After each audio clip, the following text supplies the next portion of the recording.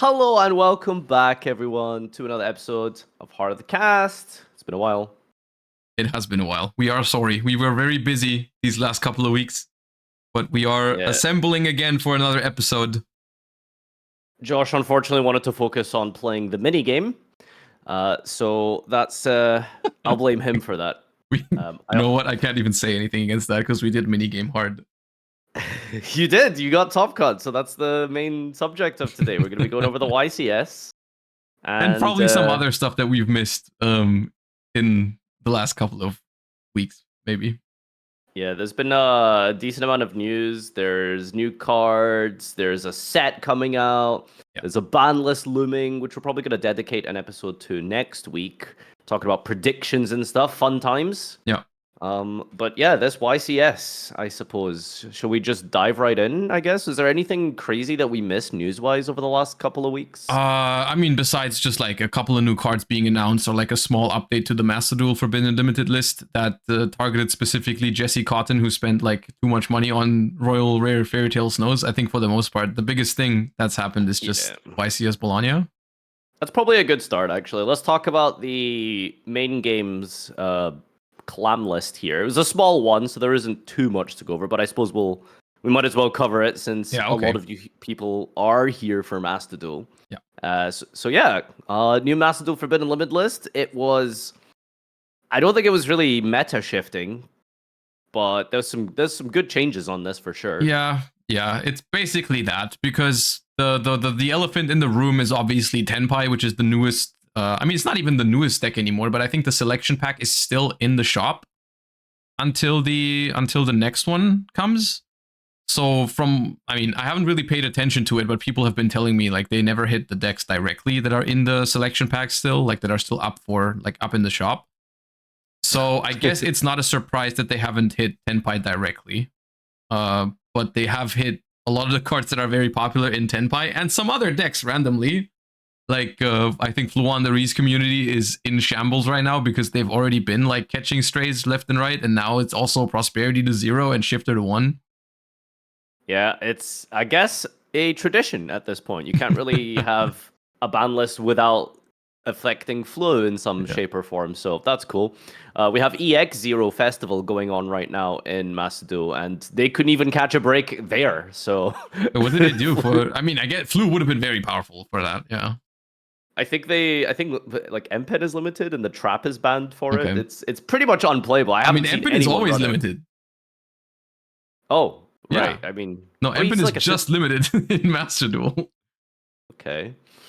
It's hilarious because like I ran into more extra deckless Ubel than I did Flu. That's how bad it is. Like, it's rough when Ubel is being played without an extra deck over Flu on there. Like, that's crazy. What does Ubel do? They just like run into your stuff with Nightmare Pain? They play the Geist Grinder Golem and they just ram into you. Like, that's the win con.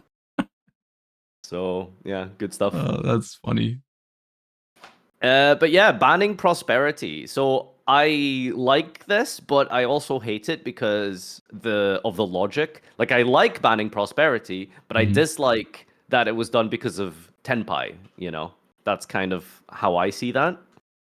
Yeah, I guess, the logic right now is we're trying to hit cards that are good in Tenpai and not Tenpai Well, first directly. of all, do you like Prosperity? Like, do you think that card is yes and no. I like Prosperity as a card. I have nothing against it, but I do agree that it's ban worthy. Yeah.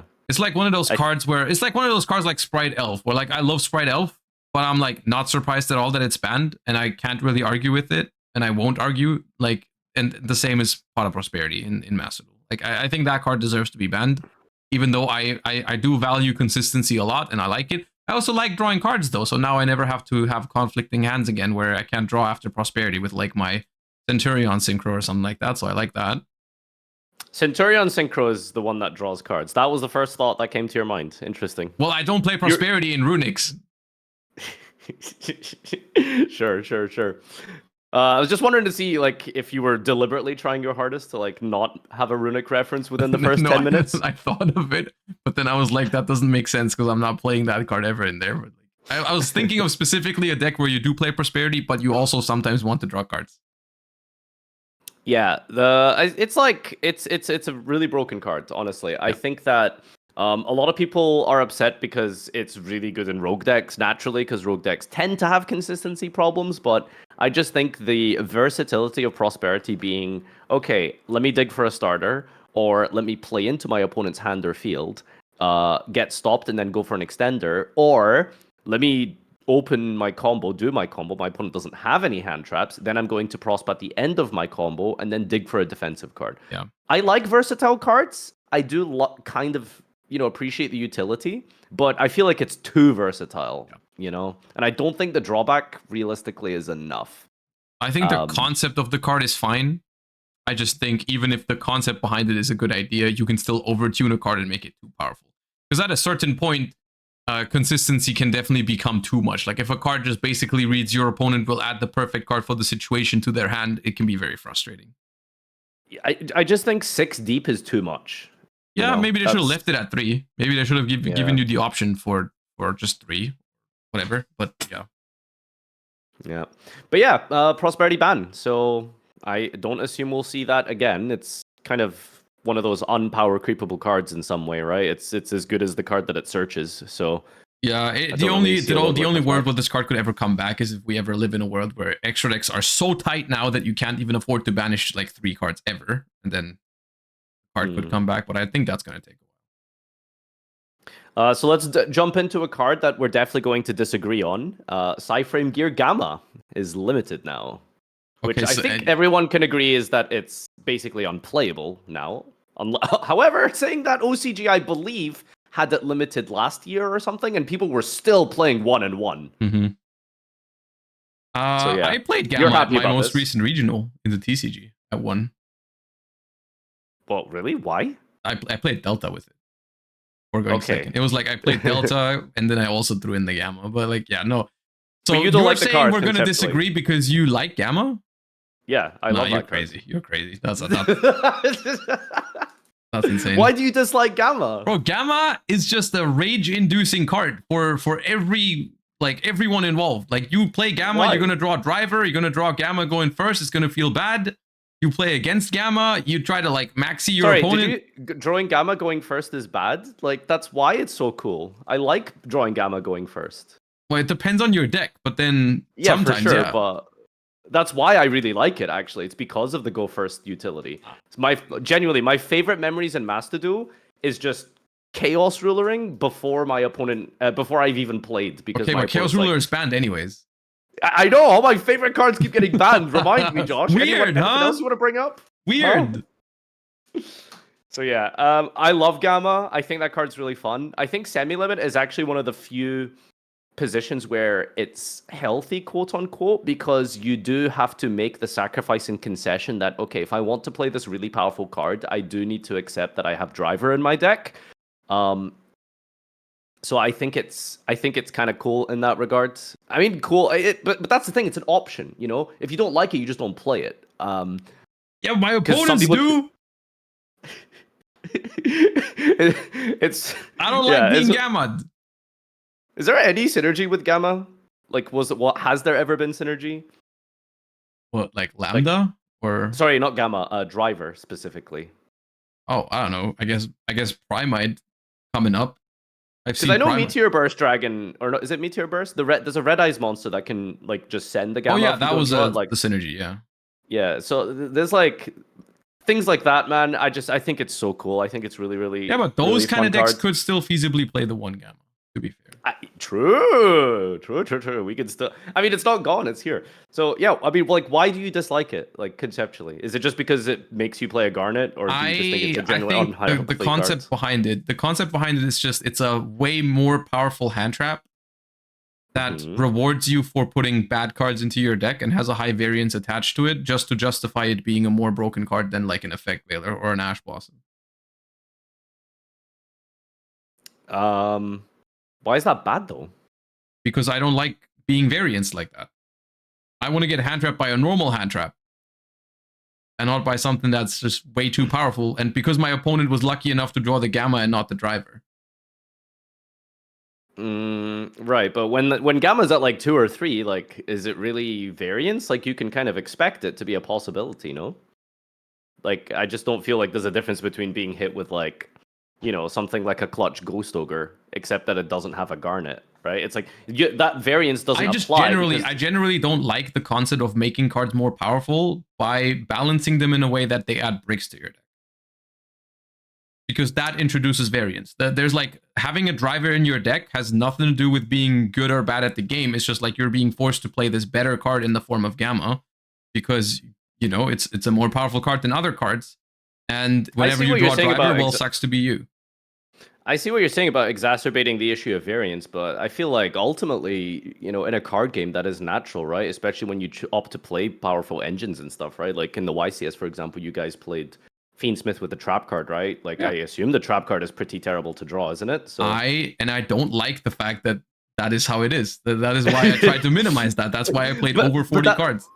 But that's a concession that you make is when you deck build, right? It's like you have to weigh up the consequences. Like, okay, I will be drawing a card that's essentially dead sometimes. However, you do get the takeaway of playing a powerful card. I suppose it really just comes down to I get how it works. I just like for some I just don't like when it's being forced too much in the form of like, hey, this card is so powerful. When it's at 3, you kind of have to play it. It's not even like really a choice with Gamma. If Gamma is at 3, everyone's playing Gamma.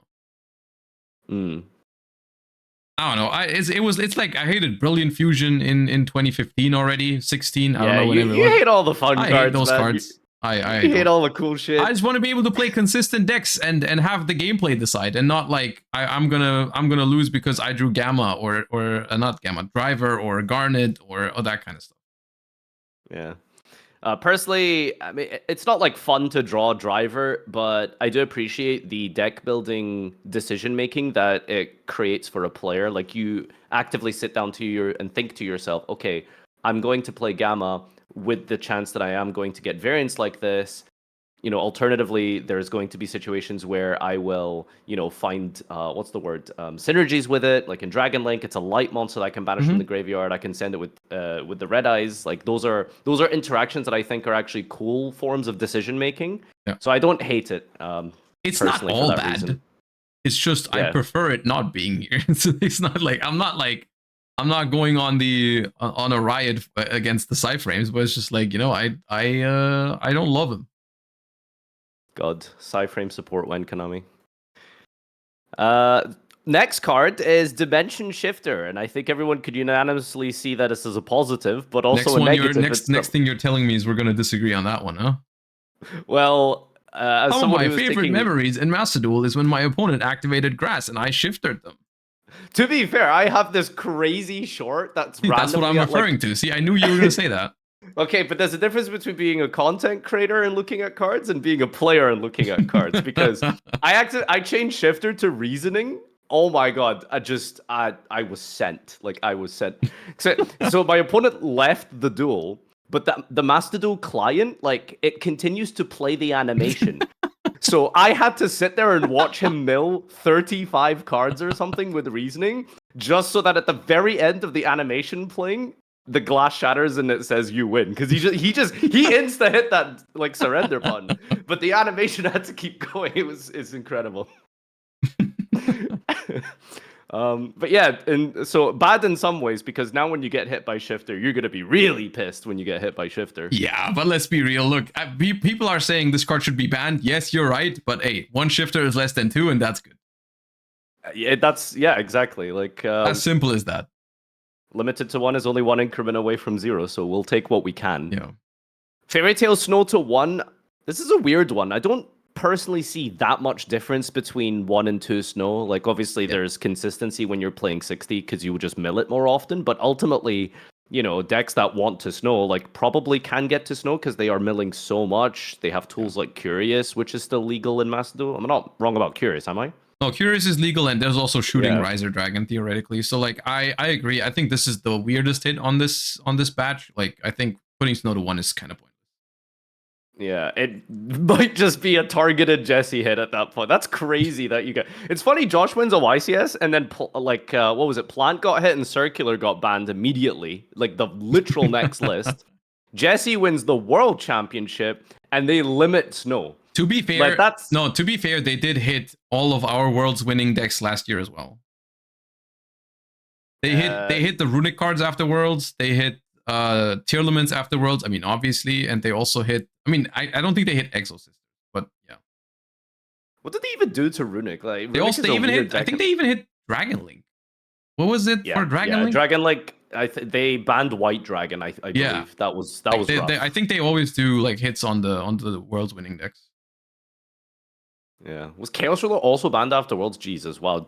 Dragon Link took some strays at Worlds. I don't. Did we have Chaos Ruler? Oh, we did have Chaos Ruler. You're right. Yeah, we did have Chaos Ruler. They banned it after Worlds. Yeah. Yeah, my bad, I guess. Yeah, good job. Lightning Storm to 2. Not really much to say there. I suppose not much to say for the rest of these, but yeah, that is ironically enough a TCG hit. Usually when things get semi-limited, it's like, haha, look, it's a Master Duo OCG hit, but... Which I still don't really get, even in hindsight, but like, I guess I'm okay with it. I don't know. One of those cards where I don't really mind whether it's at 1, 2, or 3. Storm's a super high variance card in best of 1. That's fair. Yeah, it's a very powerful card. It's also one of the few cards that you can hit that like only Tenpai really plays. Yeah, like so that's what cards, they're doing, isn't it? Yeah, it's like all the other cards like Prosperity and Shifter hit a lot of decks. They still decided to do it. And then what's left if you want to hit specifically Tenpai? Everything else is just hand traps and Lightning Storm. So like... Chronograph Sorcerer coming back. I don't know how relevant this is for any sort of pen combos, but it was limited, I believe. Now it's at 3. It's just one of those like, wow, I can't believe it took this long for this thing to come back. Like, that's crazy. Yeah, I just hope it's not relevant. Yeah, don't really know what this really offers you. Does this one also do a fusion summon? Banish this card +4. Yeah, okay, this one does make Zark. I don't even know, like, that's not even a win con anymore, right? Well, Zark is, but they were never played for that reason, right? They were always being played for, like, being an extender in skill and then the hand effect to summon. And this one has a worse hand effect than Astrograph. So I guess it's fine. For the most part, when I'm seeing Pendulum decks, they still play Astrograph for sure. I don't know if they still play Chronograph. And finally, my favorite change. Bro Drew, Trickstar Light Stage to 3. So now you get to consistently get more Candinas to your hand to get Licorices for your Darkroom and Nightmare. I don't know what it is, but for some reason that is like one of the most popular decks of all time. Burn Trickstar, like it was so big in like 2019 or 20. Like, I don't know what it is. People just love that deck. So I mean, it was actually good in like 2018, I think. Well, like actual Trickstar, yeah, but I'm talking like Darkroom and Nightmare present card bullshit. Like, okay, where was that popular? It's so there's like when I was using the simulators, everyone would just queue that stuff on the automatic ones. Like it was very popular and table 500s. Half my submissions, maybe it could just be like specifically my community, but half my submissions and stuff, like people were just obsessed with this deck. Like I missed that trend completely. I thought you were referring to like one of those festivals. Wasn't there a festival where you did some burn stuff recently? Oh, that was so fun. Yeah. I can't remember what it was. So there was 2024. It was something where you started with a certain card on the Skull Lair? Invitation. Skull Invitation, that one. Yeah. Oh my god. Man, I don't know what it is, but Burn just makes the best content. So yeah. Light Sage is good. Light Sage is welcome back to 3. It's one of those cards where I like that it's unhit because it's still, I think, good enough to potentially see play at some point. That's the thing, isn't it?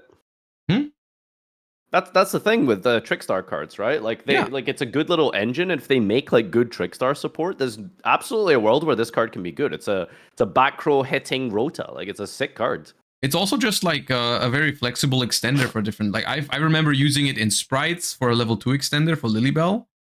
Yep. That's what I played at Euros, I think, in 2022.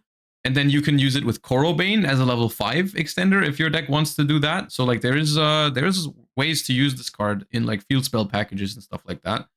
So I think it's just one of those cards where it comes off the list and you're like, yeah, that card's good enough to maybe see play at some point.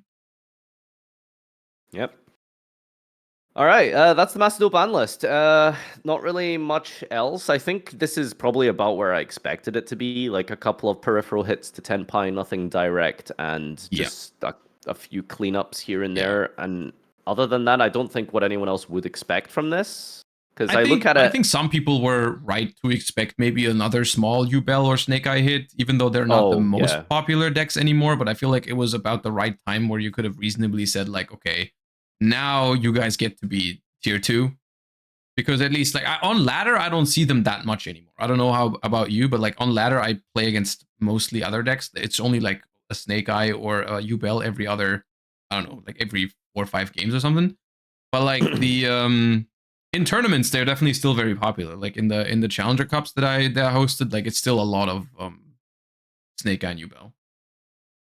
Yeah, I was hoping for a Ubel. I think that's the most important thing that didn't get addressed at all. Because it's Is also the Phantom scariest, right? Because like Fiendsmith is going to be here at some point, and maybe Varudras even. And when that happens, you better hope they've already hit the Ubel deck in some way, shape, or form. That's going to be scary. I guess we'll know which pack it comes in depending on the list, because there's no shot that's going to be legal full power with Ubel in its current state. Like that would be absurd if they were released at the same time together. Well, like But I don't know, Fiendsmith maybe Varudras, like just Fiendsmith randomly in the Brugis. December pack before the Duelist Cup. Yeah, plus like what's it called? The just like the Fiendsmith engine as well, if that was to come before the Duelist Cup. That'd be insane. So we have one more pack before the Duelist Cup, right? I think so, yeah. Is it like a proper selection pack, or is it like a I want to say yes, but I actually am not sure. I think there's one new selection pack before the cup. Oh wow. Next week? Mm-hmm. Damn. Because I mean, Ritual Beast has it's been a while. No, not Ritual Beast. What was the last one? Nightmare Apprentice and Madolce and something else. I don't know. For new cards? Yeah, the last batch of the last selection pack. It had Madolce. Oh, Melodious, right? Melodious. Yeah. That was 3 weeks ago. Yeah. Okay. We'll see what happens with that.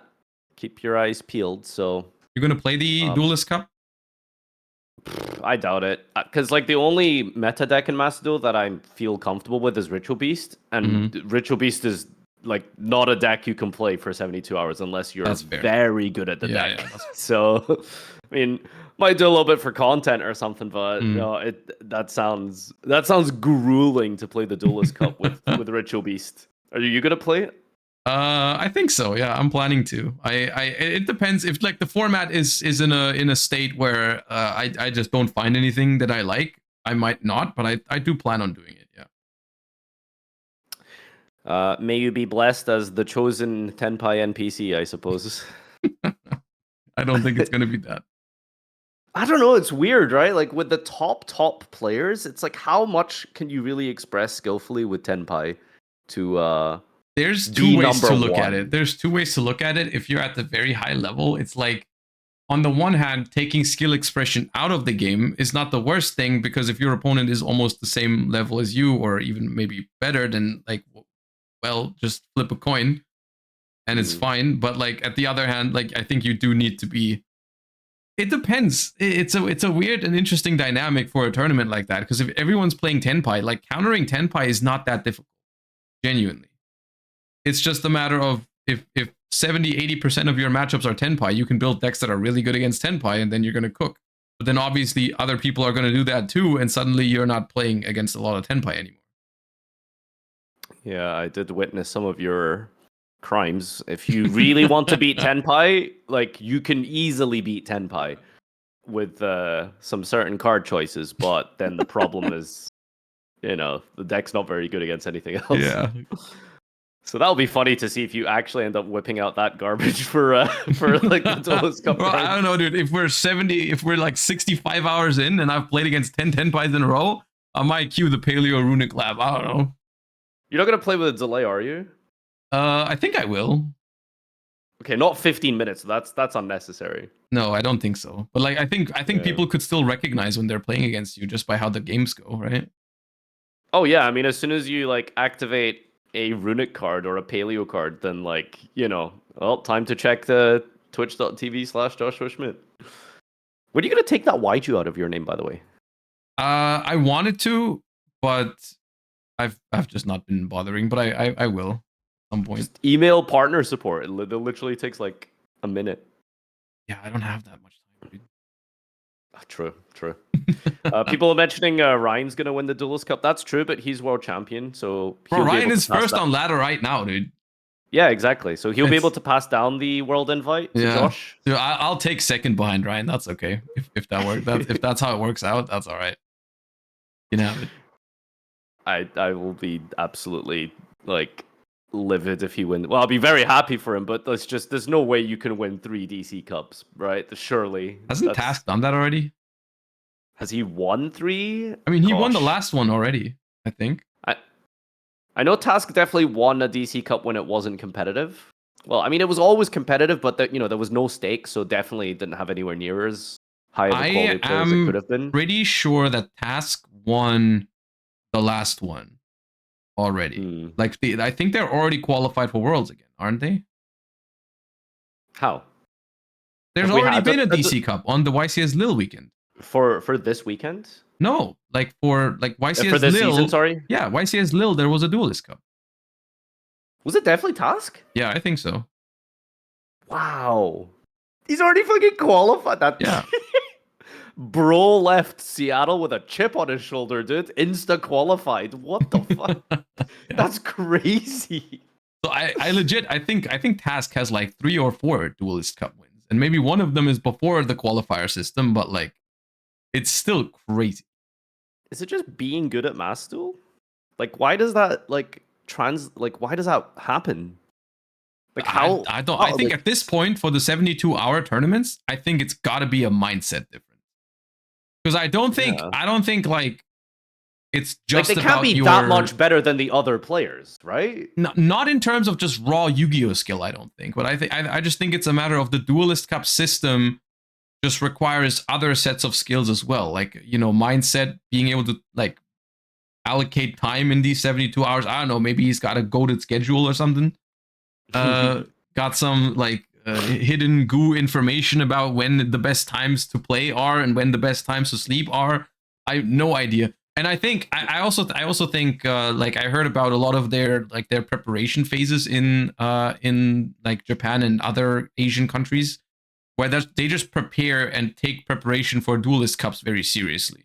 Like they'll host mini Duelist Cups the weeks before and have like testing circles and all that kind of stuff. Yeah, they'll have like invite rooms and stuff, invitational rooms and things like that. I think I saw Judeo play one actually. Like it's just essentially what is normal for us when we're preparing for a YCS, but we don't really do it when preparing for Duelist Cups, or at least I don't, right? It's not like I like sit down with people weeks in advance of a YCS and I will test and talk theory and all that kind of stuff.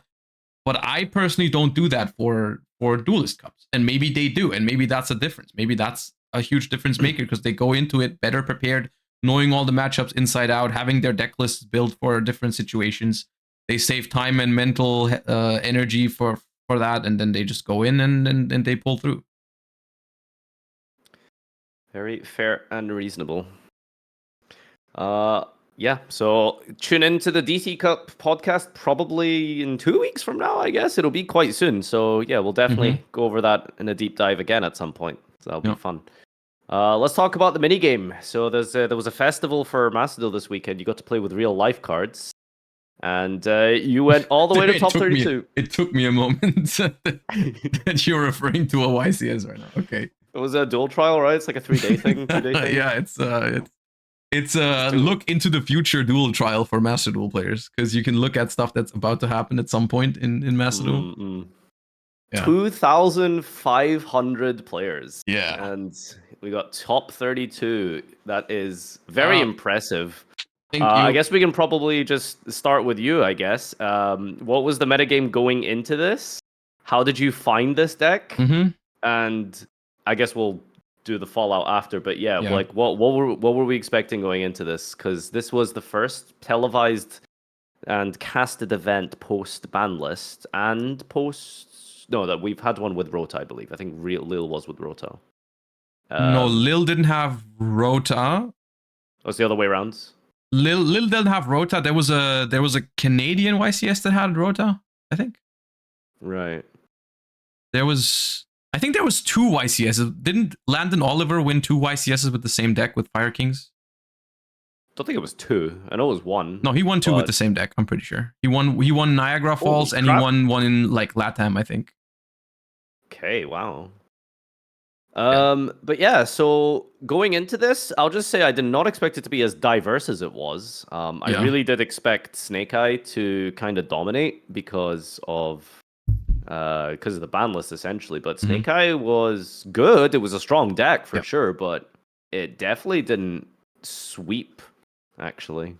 Yeah, so in our preparation, we were expecting Fire, like Snake Eye decks to be the majority of the field, combining pure Snake Eye, Azamina, and Fire King Snake Eye. But then it was like Tenpai was also very popular at regional and YCS level beforehand, and then there was still Ubel decks running around, and then Centurion was a very popular pick, I think, at regional level especially. I think that's due to the deck being good into Mol Charmies, not necessarily needing to play Fuvalos itself, and in general just being like more like a little simpler, lower down to the ground, and like not as expensive as some of these other decks that need like Deceptions or Fiendsmiths or Ubel cards or whatever it is, or like Tenpai. In the case of Tenpai, you need like 6 Mol Charmies. So those were like the main decks going into it, I think. And when I say we, I mean my new team. I joined a new team before this YCS because I've been wanting to improve my preparation for events for a long time. And so I joined Raid and Trade with some known players like Ding Kabui and others. And I think we put in I'm very happy with the work we put into this tournament. And so like the deck that we built was a deck that was actually something that Mathieu, who ended up winning the tournament, also piloted in a slightly different form. And I think he just found it independently from us, which I think is very cool. It was just a Fiendsmith. Well, we played Fiendsmith Kashtira with 23 hand traps in 42 cards. Because the idea was basically that if you let Snake Eyes and Ubel resolve any of their cards, you're not playing Yu-Gi-Oh with them anymore. You have to force them to play Yu-Gi-Oh with you. And so we just paired a lot of hand traps with some engines that are the most efficient and the hardest to hand trap themselves, because that's what people are doing in a format of Snake Eye and Ubel, is they're just throwing hand traps at each other. And so naturally for us, it seemed smart to just play the deck that can play more hand traps than them and can play engines that trade better into hand traps. So the Fiendsmith cards and the Kashtira cards, they don't produce as fancy of a board as Snake Eye or Ubel cards do, but they trade better into hand traps. And they play better grind games. And so basically we were trying to just like force people into grinding with us. Yeah, it all makes sense. It makes it's one of those things where it's like so obvious in hindsight, right? But to just decide to play a deck like that, it's such a out of left field type of thing, you know? It's like almost like a harkening back to like 22, I think, when it was just like engine decks and pile decks. But yeah, I mean, it really makes a lot of sense because I liked a lot about what you said with the trading well into hand traps. Like the Kashtiras do really well into hand traps, and in the earlier rounds, you know, if you summon a Fenrir going second, you know, the less experienced players are definitely gonna fall over. So it makes a lot of sense. I will say though, man, I don't know. It's like kind of a tangent, but I looked at Dinka's list because it was the first one I saw on Twitter, and I don't know. I got this like existential crisis. I just looked at it and I was just like, is this okay? Like, is this okay for the game? Like, no, I get that. Yeah. 23 yeah, hand traps. Okay, like, look, listen. We talked about this earlier because I also got a lot of those kind of comments on the deck profile. And it's just like, I think it's a very valid point that you're making. But the issue is not this deck. Exactly. It's a band-aid. Your deck is a band-aid to the problems of the game, right? And no, this deck is a symptom. This deck is a symptom of Snake Eye and Ubel. This deck is a symptom of, hey, the current situation in the TCG, let it be as diverse as it is. It doesn't matter how diverse it is, but there's like 3 or 4 decks in this pie chart that if you let one of their cards resolve, you're not playing the game with them anymore. Yeah, exactly. If Snake Eye resolves a card against you, you probably lost. If Yubel resolves a card against you, you probably lost. If Tenpai goes into the battle phase and resolves the cards against you, you've lost the game. So like you have to say no to everything they do. How do you say no to Sangad summoning, bro? You Ghost Ogre it. You played 3, right? Yeah. Wow, that's crazy. Bro, we played Ogre into other matchups. We played Bell just so we could say no to Wanted. Was that actually for Wanted specifically? That was one of the main reasons, yeah. Because I was listening to your breakdown, and you mentioned Bell against Princess. Like that's genius because like they're just locked into fire. Yeah, it has multiple niche applications, but like one of the main reasons is just like with Bell, you have like Ash, Purge, and Bell to just never let Wanted resolve. Like, unironically, the entire weekend, one Wanted resolved against me. Every other time, I just say no to that card. I'm not dealing with that card. Yeah, it is an unfortunate, I guess, symptom, but I mean, it's so much. Like these decks just have so much power behind them, right? Because the Fiendsmith cards like just do a lot. Like you just do so much by themselves. So you can afford to play 23. Like you can just do that. The thing is, the Fiendsmith cards don't actually do that much on themselves. Like if you draw a Fiendsmith card, that'll make you a Caesar. That's really good. No, it is good. It is good. But if you compare it to the other things in the format, it is like not even close to the end boards that other decks produce. So like in a way, it's just like the main strength of the Fiendsmith cards for this deck, where that you like hand trapping a Lacrima is impossible for this deck, right? Like stopping Lacrima, like when I normal summon Lacrima, you will not stop me from setting up an interruption on your turn unless you literally have 3 hand traps. Because I normal summon Lacrima, if you don't Imperm, Veiler, or Ash it right there, I already have a Fiendsmith guaranteed in the graveyard, and that can turn into whatever. Like I can make a sequence with it later, so on and so forth. Even if you stop the Lacrima on summon, I'll make Requiem to summon out an Engraver from the deck, which turns into a Caesar anyways. So you also have to have like Ash or Dominus Impulse on the Requiem. And even if you do both of those things, like even if you Imperm the Lacrima and then Ash the Requiem, there's still going to be Requiem plus Lacrima in my graveyard. So on your turn, I can still bring back the Requiem, go into another Lacrima, and send a trap card from the deck to the graveyard. So even through 2 hand traps, Lacrima is a disruption. And that's why this deck pulls ahead on hand trap wars super, super quick, because the Fiendsmith cards are like, they have like no way to really be stopped in the long term. In the short term, you can stop it from setting up an interruption, but it's still going to be one on the next turn.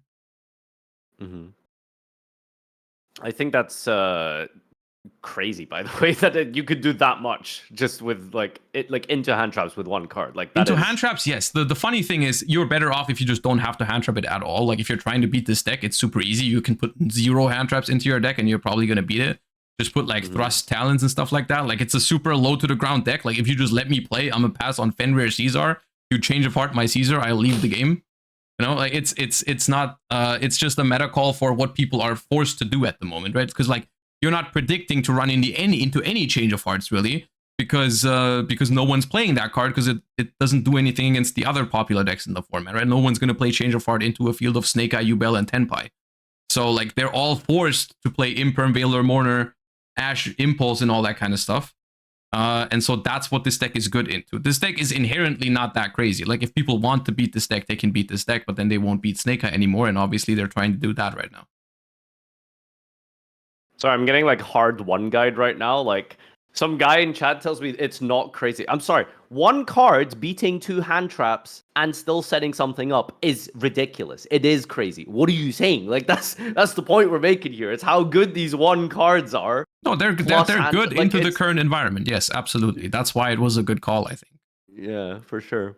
How come you just didn't settle on something like Snake Eye with a bunch of hand traps as well, or anything like that? Like, what is the problems with that deck? Is it because this deck is better, or is that deck just worse? The theory is basically that whoever resolves their stuff most like first and efficiently is probably ahead, even if your board isn't completely crazy. Like there's actually, I don't think there is a need right now to make a board that is as strong as the Yubel board or the full Snake Eye board, because like all of these decks are on hand traps anyways. So if you make a board into your opponent's deck, then you're gonna beat their engine pushes anyways. Because like even Snake Eyes, as good as the deck is, has like 3 to 4 pushes depending on what their hand is. They might have a Diabell Star, they might have a normal summon, they might have a bonfire.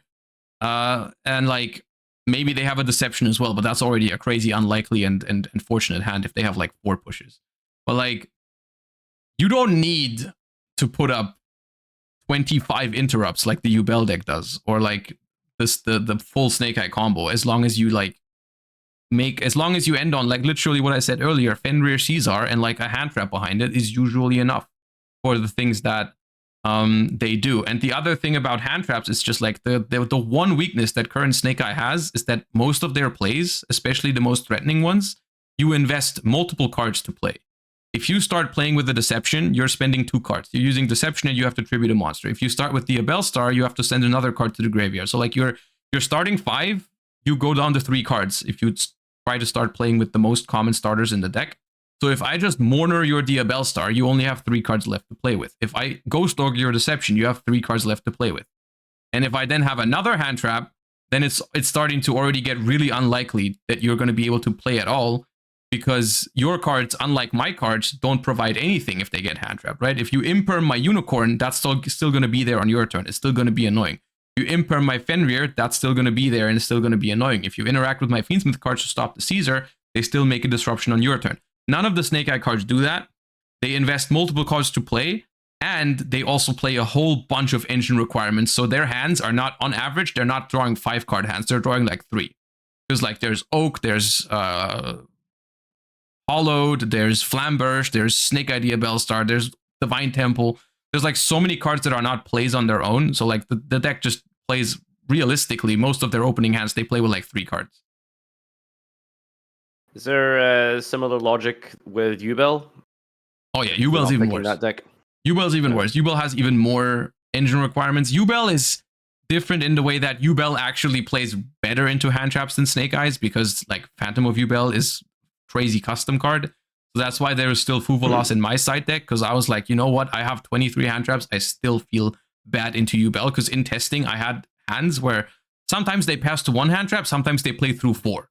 So I'm like, I need to activate Fuvolas against them. I just need to not let them start. Like that's not okay. Did you find any choke points against Ubel? Is there anywhere that's like really good to hold, or do you just fire off everything every time they play a card? They breathe you hand trap. Bro breathed. Okay. Fair enough. And what were the weaknesses and problems with Tenpai for why you chose to not play that deck? Bro, it's Tenpai. Tenpai is terrible.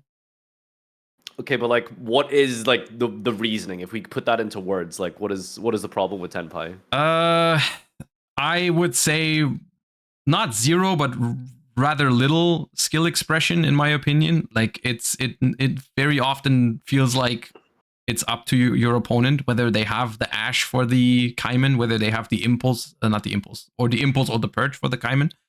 And like I think Tenpai is just, you're just trying to variance all your opponents out of the game. It feels like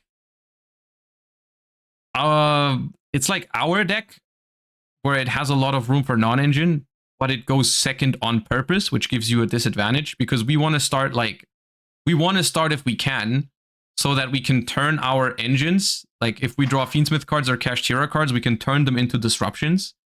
Tenpai can't really do that. If you go second with a Tenpai deck, you always, like, your Tenpai cards are not really board breakers. Like, your engine does not contribute to the game that much. They're also relatively easy to interrupt, in the sense that usually, like, 1 hand trap will stop 1 Tenpai card. So if your opponent just has 2 hand traps and you only have 2 engine, it doesn't really work out. So I felt like Tenpai was quite literally just a worse version of what we were trying to do. Yeah, interesting. It's just a little bit more autonomy with your deck and agency. I just think if you can stop your opponent from playing, and then you can do your own stuff, there's no need for me to actually OTK. Like, it's completely okay if I just hand trap my opponent twice, and then summon Fenrir, and then do some Fiendsmith stuff, clear the board, and pass over to them, and they get another turn, but they won't play through my disruptions, because they weren't able to the previous turn, and now I have a Fenrir on top of it, and a Caesar maybe, or whatever, and then, like, it's fine. I don't have to OTK you. So I'm really curious, like, what is it you think that the deck lacked going deeper into Top Cut? Because I think it's like your entire team got knocked out in top 64 or 32, right? So was it just like did you knock each other out? Like, what was it you think that just couldn't really be a YCS winning deck? Like, do you think it's just a bad day? But I just Well, think like when you have that many good players on the same deck, it's like something maybe kind of went wrong. No. I overall think that I think it went almost perfect. I would say I do think at a certain point, I'm looking back at the tournament and I'm like, I don't think I would have done anything differently in terms of our preparation. I'm really happy with it. I think it was a YCS winning concept, and that's why I'm also very happy that Mathieu won with the deck, because I think it is basically the same concept. He was just main decking Musketeers and side decking the Kashtiras, but the concept is almost identical. Even though he didn't prepare with us, he just came to those conclusions by himself. It still is like a confirmation in some sorts that it actually was a tournament winning concept. And Pack also made top 8 with it, who was also on pretty much the same list because we were talking to him before the event. And so even though the team itself, we had 4 people in top 64, and I think 2 of us lost in top 64 and 2 of us lost in top 32. But I think Pack made top 8 with the deck, and Mathieu even won the event with a very similar concept. So I don't feel like it was lacking for this particular event. I think it was quite good, and our conversion rate into top cut was very, very good. It's just one of those matters where at the end of the day, no matter how good your deck is, if you want to win one of those tournaments, you have to get a little bit lucky a couple of matches in a row. That's always part of it. Yeah, that's fair. And enough. I don't personally know why the others lost their top 32 or top 64 matches. I know Nico just got 10 pi 2-0 stomped in like 10 minutes, which is sometimes that happens. And like I lost to a Snake Eye deck that had a lot of those cards that were actually good against us, which not many people were playing, but like they had Talons, Thrust, Cosmic, and all that kind of stuff. So they were actually able to take out a lot of their hand traps. And then they actually won a game going second against me where they opened like Perulia, Imperm, a normal summon, Diabellstar, Talons, or Thrust, and Cosmic Cyclone for my Solemn Strike. And it's just like, you know what? That happens. If their deck is randomly well equipped for ours and they just have all those cards in there, then they can win. It happens. Any reason for not trying some of the other decks? Because we saw from top 8, it was one unique deck for top cut. There's just so many potential options. We tried all of those. I mean, not all of the ones in top 8, but like we didn't try Orcus Taurus, all right? But like, I guess you didn't try that one, yeah. Memento was on our list of potential decks up until the week before the tournament, because I thought Memento was a really strong combo deck that people didn't really know how to interact with, and the deck is actually surprisingly strong into Fuvalos. So we had Memento on the list of things that we were going to try. Obviously, we tried Snake Eye variants, and we tried Ubel. We tried Mermail even, because we saw the potential. Mermail is another one of those decks that it has a similar idea behind it as our deck, because it's very hard to hand trap. It's just not nearly as good going second as our deck, I think. But going first, it's like really good into those imperms and so on and so forth, because Neptibus sent for cost. So you have a lot of pushes, even like through hand traps if you open Neptibus.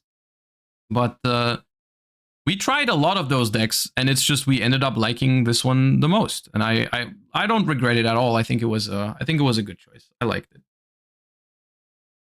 What was the deal with the Memento choice? Like, why do you think it was so good? Doesn't that deck kind of just not play through hand traps if you just like don't draw like what Bone Party or something? Isn't it? I think on average it plays through 1 or 2 at least. It's like I don't know. I had a feature match against it, and they drew pretty poorly. And that's exactly what I was thinking. I watched your feature, and it was sad. Like Bro didn't play the game, you know. Like... Bro didn't even force me to show the last 2 hand traps or 3 hand traps in my hand both games. The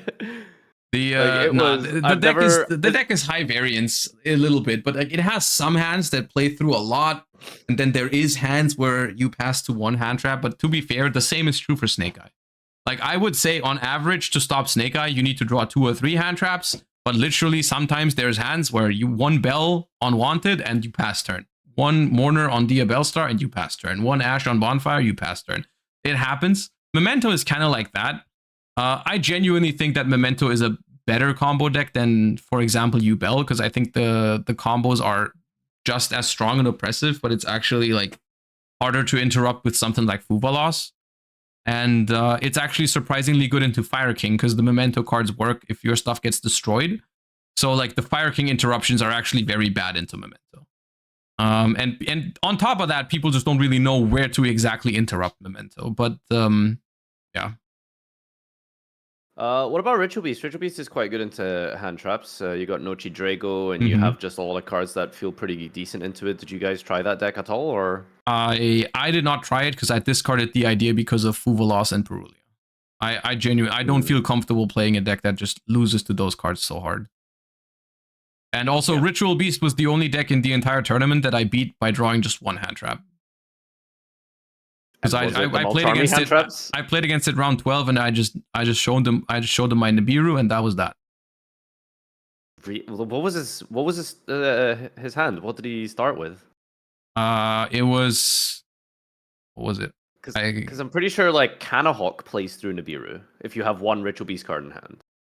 I have no idea. They did not play through Nibiru. I don't remember what they started with. I think it was Kanahawk. I think it was continuous spell search Kanahawk, discard Apelio. It was very strange. Especially with Apelio Engrave, they should have Nochi Drago to then tag into a 4 early. I don't know. I'm trying to like go over the combos in my head, but I'm pretty sure Ritual Beast should beat Nibiru. But I mean, I guess that's the mark of the difference between good and great. I don't know. I nipped them relatively late because they just never forced me to do it. I'm not sure. Yeah, I don't know. It's the Mulch armies sound like they probably put in a lot of work. I guess they contributed a lot, and I'm just curious like how it felt playing the, because I don't think, was this the first major event you played with Fugalos? Yes. Yeah, wow, okay, that's interesting. Obviously your deck is a little bit different because you have alternative options, but you know, what are some of the takeaways from Fugalos? Like how do you think it's shaping the meta or not shaping the meta, or the expected impact that it's had? Like where do you think it stands? I think if it wasn't for Fuvalos, there would almost be zero reason to not just be still playing Yubel like people did last format. And I think that alone shows that it's successful. And it might be the deck that I'm playing, but I personally feel like we were looking at deck options, and we had, it's not like Max C where it just kills every single deck in the format. It's like you look at the available decks and you're like, okay, there's a lot of good options right now that don't lose to Fuvalos. Most of these decks, like our deck, like Snake Eyes, Fire Kings, even Chimera, Centurion, all those decks have very good alternative lines that they can take under Fuvalos that'll still lead them to a very reasonable end board with giving your opponent 1 or 2 draws. And most of the games that happen after Fuvalos are actually quite enjoyable because of that. Like even Memento is also another deck that like just does completely fine under Fuvalos and still makes a very powerful end board. And so I personally feel like if you're playing a deck that completely loses to Fuvalos, it's kind of on you. I think it's not because there's no other options. I think there is healthy options in the game. I think it's just like you're trying to do something crazy, like playing Yubel. I think you deserve to get Fuvalos. And I think the card has turned out, for me personally, the card has turned out a lot better than I anticipated. I already thought that it was gonna be like maybe okay, but I'm pretty sure that it is just okay. The way the card has turned out, I'm actually not opposed to it. And I didn't even side deck the card into most matchups. I literally only side deck Fuvalos into the decks that are trying to do the really crazy things, like Yubel and Ritual Beast. Those are the only matchups I sided Fuvalos in against, and I've activated it 0 times throughout the weekend. I think the frustrating thing about Fuvalos for Ritual Beast is that I don't actually think Ritual Beast does crazy things. I think, you know, that's very much attuned to the problem. No, I'm just trying to skip the cutscene, dude. Like, it's a weird paradox because it accesses the extra deck a lot, but it's not accessing the extra deck a lot to make annoying game-winning board breakers. It's there to, I mean, they still, that deck still summons Colossus and Protoss, so like right. So that's the issue, right? Yeah. Do you know what I mean? It's like the runic paradox, I guess, in some ways. A little bit. No, the Ritual Beast deck itself, I actually quite like. I can get behind it. Yeah.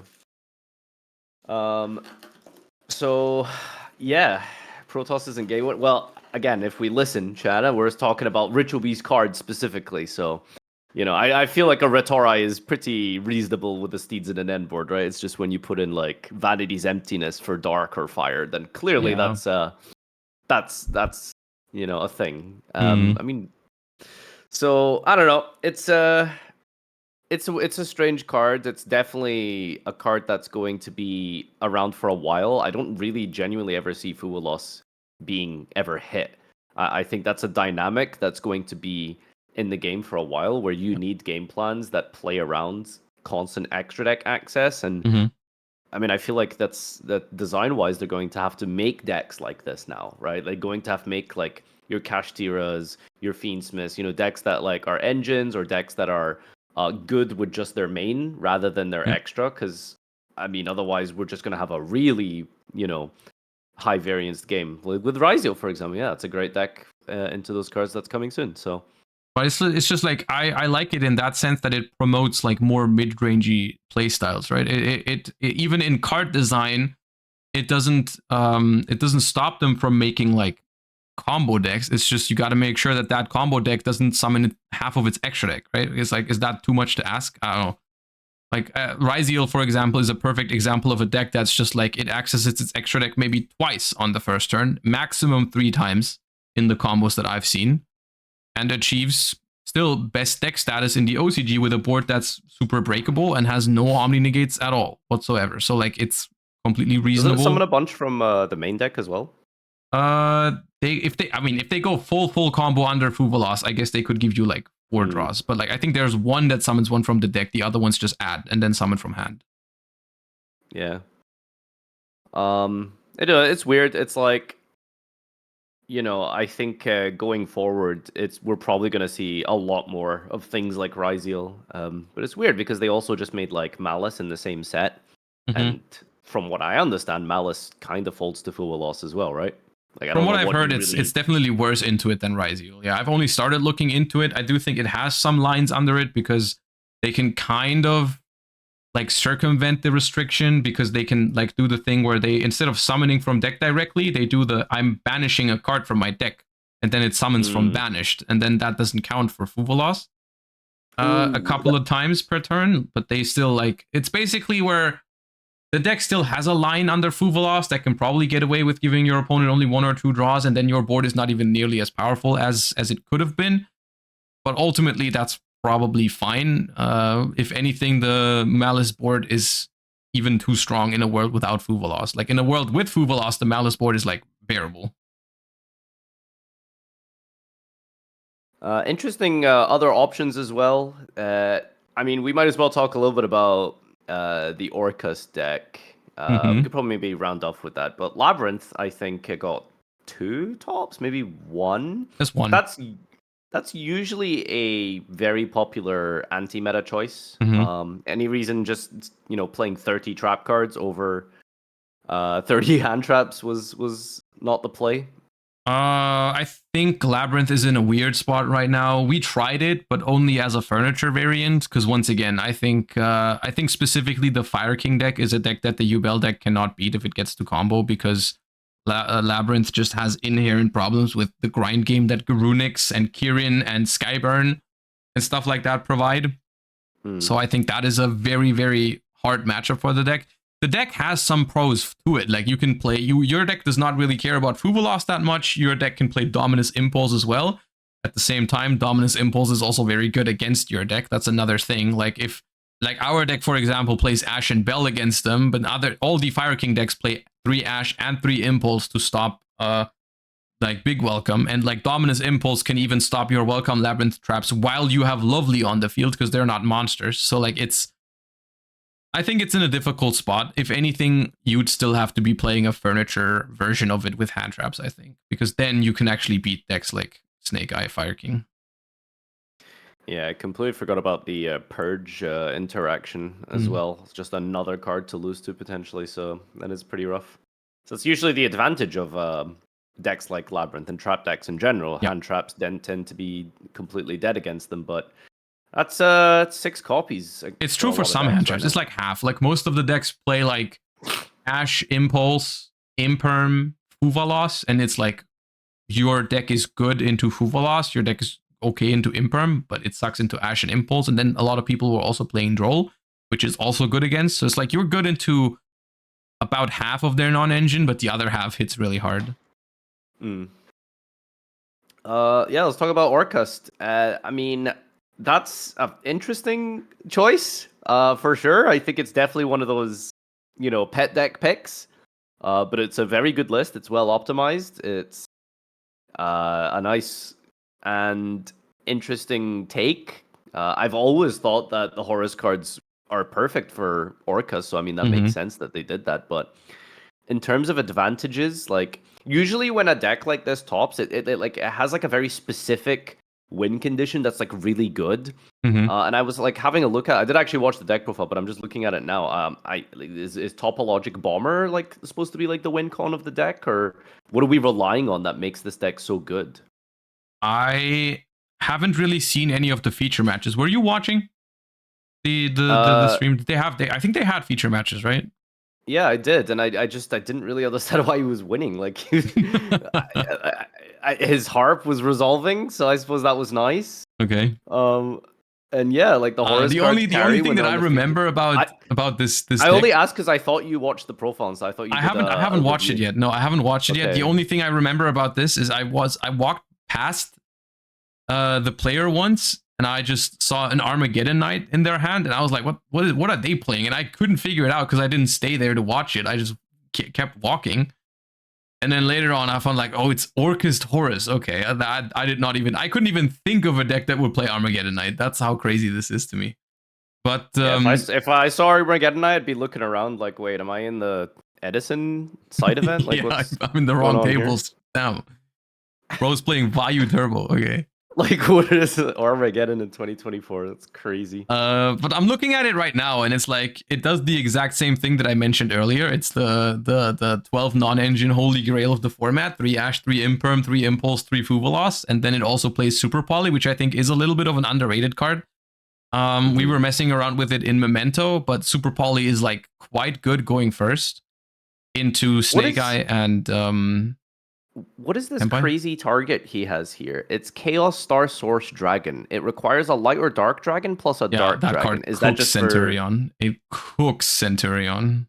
Oh, okay. Because it like if it's fusion summoned, you target cards your opponent controls up to the number of light and dark dragons as material, and then you destroy them. So like if they pass on their standard Auxilla plus Cosmic Blazar, you can just Super Poly both in draw phase, and then even pop the Centurion in this spell trap zone, so they can't synchron your turn. Yeah. Apparently, he said it's Tenpai, but how is it Tenpai? There should not be a light or dark dragon against Tenpai unless they draw Magna Mood. So no, I don't think it's for Tenpai. Fusing spheres, maybe, but then they're not gonna have spheres on another guy, right? I mean, that's a weird argument because they would be sending you first, so they won't usually summon spheres. You can, right? But like against Tenpai, you can also just summon Garura.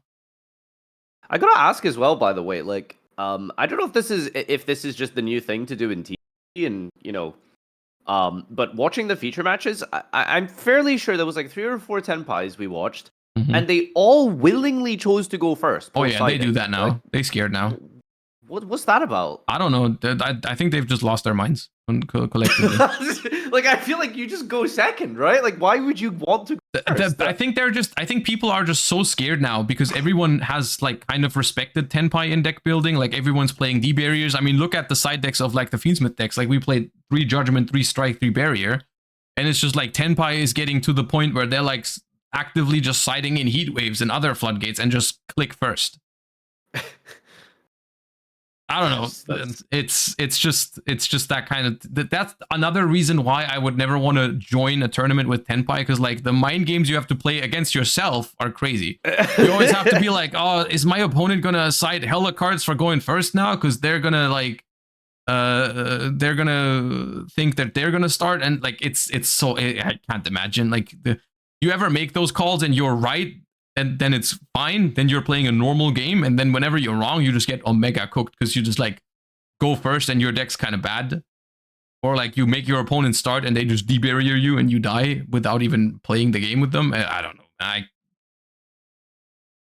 Tenpai seems like just a frustrating deck to play. Never mind play against. Yeah, like, that's what I mean. That's exactly what I mean. It's like I can't even imagine putting myself into that position willingly. And I also am pretty sure that Tenpai, like I think the conversion rate for Tenpai at this event was really poor because there's 7 in top 64, and it was the most played deck by far. Yeah, which is crazy. Well, I don't think it was the most played deck. I think it's just the way that they classified different engines. I suppose, like if you split Snake Eye from Fire King. Oh yeah, they separated Snake Eyes. Yeah. Yeah, so I think if you do things like that, then it comes out on top. But it was very well represented. A lot of people played it. And yeah, like you mentioned, 7 in top cut of 64 for that many people playing it, like that is very bad conversion. I legit, I think at this point the Tenpais are just getting through by sheer representation, right? Like there's like, I don't know, 7 people just had only Tenpai mirrors and someone had to win, you know? I don't know. Yeah, possible. I don't think there was anything else that was particularly crazy. Like Centurion, I think, is a deck that you're very, a big fan of. Like, it is just the worst version of your deck, essentially. Right? It was kind of a starting point for me as well in my head, where I was like, I played Centurion at a regional, and I realized, like, hey, these hand traps are really good. And I'm actually consistently making my opponents just pass with hand traps. Like, they function really well. Unfortunately, whenever I summon my cards, they also get hand trapped. And Centurion cards, unlike a Fenrir or a Lacrima, don't provide anything after getting hand trapped. So that's where I noticed, like, hey, the concept of hand traps works. It's just that Centurion might not be the best one at it, but it still is a good deck. And it still made top cut in a decent amount. But, like, I think the only thing that's left to say is, like, the diversity in the format is actually something that, on the one hand, I think it's cool. I think it says a lot about the balancing that's happened in the last couple of weeks, like with the latest sets and Huvalos being introduced and Impulse being introduced and the last ban list happening. There was a fair bit of balancing towards Snake Eye and Yubel. Yubel more indirectly, didn't directly hit the deck very well, but like Huvalos is a pretty good hit to it. I just think that this is a very good showcase of one of those instances where deck diversity is not the only thing. I think if you evaluate a format, you got to go a little deeper than just, oh, this pie chart has 13 different decks or something, so it must be a good format. Like, the format is fine the way I experienced it. I thought it was fun to prepare for because we also found something that felt like a good solution. Overall, I still think in this pie chart, there's a good chunk of decks that should be addressed. It's really weird because I feel like we had this exact same loop almost earlier in the year where people were like standing Yubel, no, I think like Snake Eye or something, and then essentially it just sort of devolved into like play as many hand traps as possible. Like there wasn't a way to really fix or solve it. It was like play as many hand traps as possible and then play as many cards that beat hand traps. Like I think specifically I can think of the example of Paolo just like going for cross out. I think he was one of the few people who topped with it that format. I think. Did he win the YCS or did he get second? He definitely won a YCS with Snake Eye. And the logic was like, okay, well, everything is just revolving around hand traps now, so I'm going to play cross out because you just need your cards to resolve. So I'm worried that like hand traps are becoming such a deciding factor for tournaments and yeah, just everything now. Yeah. It's weird. I don't know how to feel about it, but it is a lot, like 23 hand traps, and that is like, that's a lot. Like, I just feel like there was a period in time, maybe not so long ago, where like 9 was like the golden number, and here we are with this many. Gosh, I think this is I think it's a very valid concern, and I think it just is. I think it's very fitting that this is the last European YCS of 2024, because to me, 2024 Yu-Gi-Oh! Will always be the year where like one card combos went a little bit too far, right? Like, I mean, people make fun of it, but like I've been complaining about this even in 2023 already, when this kind of like started with decks like Mathmech and stuff. Like, I know it's become kind of a meme, but I was always concerned about like one card's doing way too much and being hard to interact with, and once they resolve, you just can't win the game anymore realistically. And this is basically what most of these meta decks from 2024 try to do, right? That's what Snake Eye tries to do. That's what Yubel tries to do. Even Tenpai tries to do that, right? Tenpai just tries to do it slightly differently because they try to let you start so that they can resolve their one card combo in your battle phase. But like, for the most part, this is what 2024 Yu-Gi-Oh! Was for a large portion. I for now, it feels like 2025 Yu-Gi-Oh is going in a slightly different direction. I'm hoping they've gotten the memo that is not exactly what everyone is expecting from Yu-Gi-Oh. You know, like not every format this year was terrible. This format right now is also not terrible. There's ways around it, but like it could be so much better if we just agreed collectively that like one card should not be doing all that much. And I'm looking at decks like Ryziel, and it's like that is, I think, a step in a better direction. Because Ryziel as a deck has a lot of room for non-engine, but it doesn't force your opponent to hand trap it. Like the Ryziel board, the main difference to a Ryziel 1-card combo and a Snake Eye combo 1-card combo is that you can feasibly beat a Ryziel combo if you don't open a hand trap.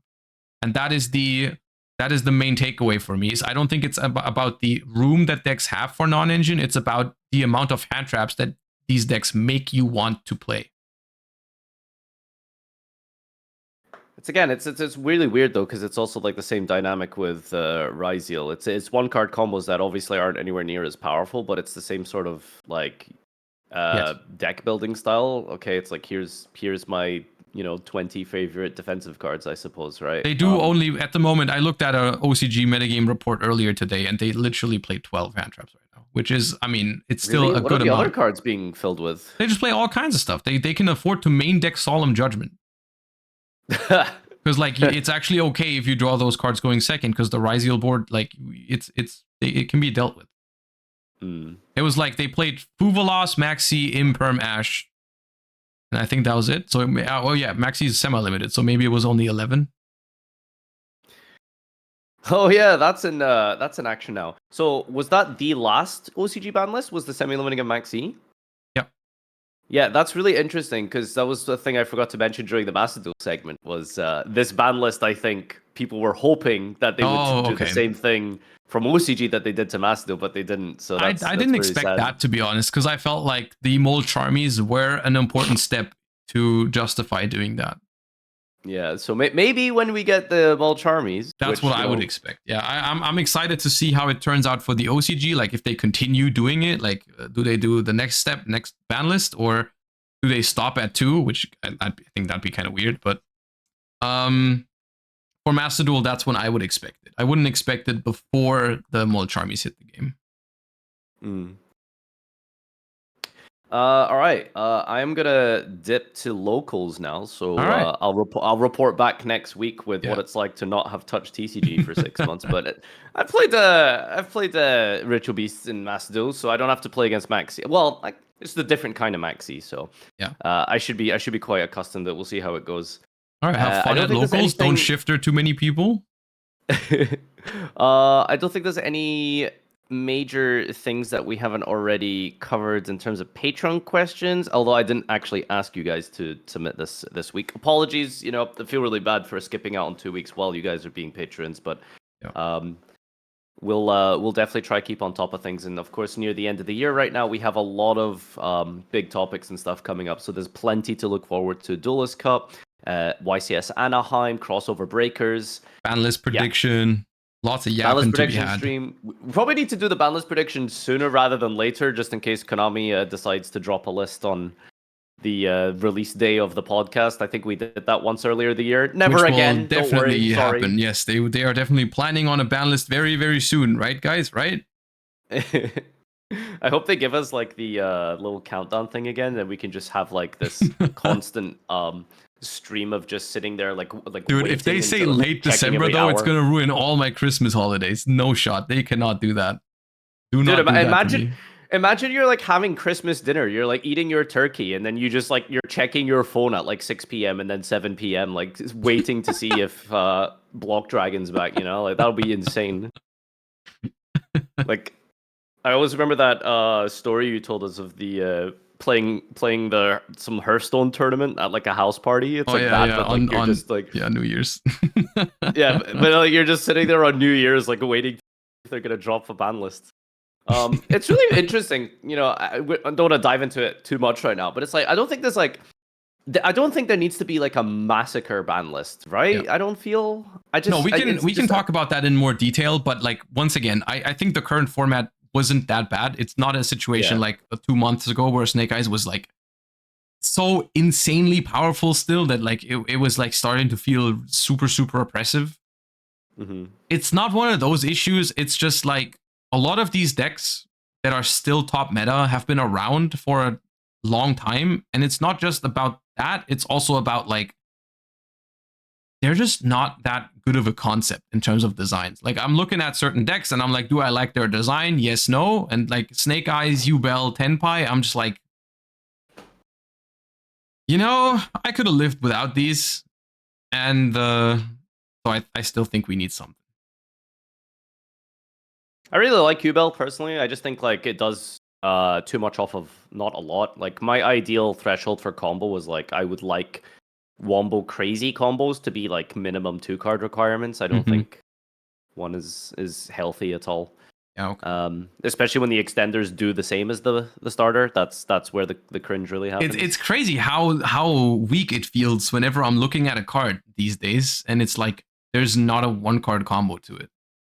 Yeah, every time you read a new card on YG.org, I'm sitting there and I'm just like, okay, well, this doesn't hand loop, draw a card, and then on a boss monster. It's probably bad. Yeah, and that is, I feel like, something we should get away from. I wish that wasn't the case, genuinely. Like, I'm trying to be realistic when I evaluate these cards, and I'm like, you know what? In today's environment, if this deck doesn't even have a way to play with 1 card, then it probably can't compete. But that doesn't mean I don't wish it was different.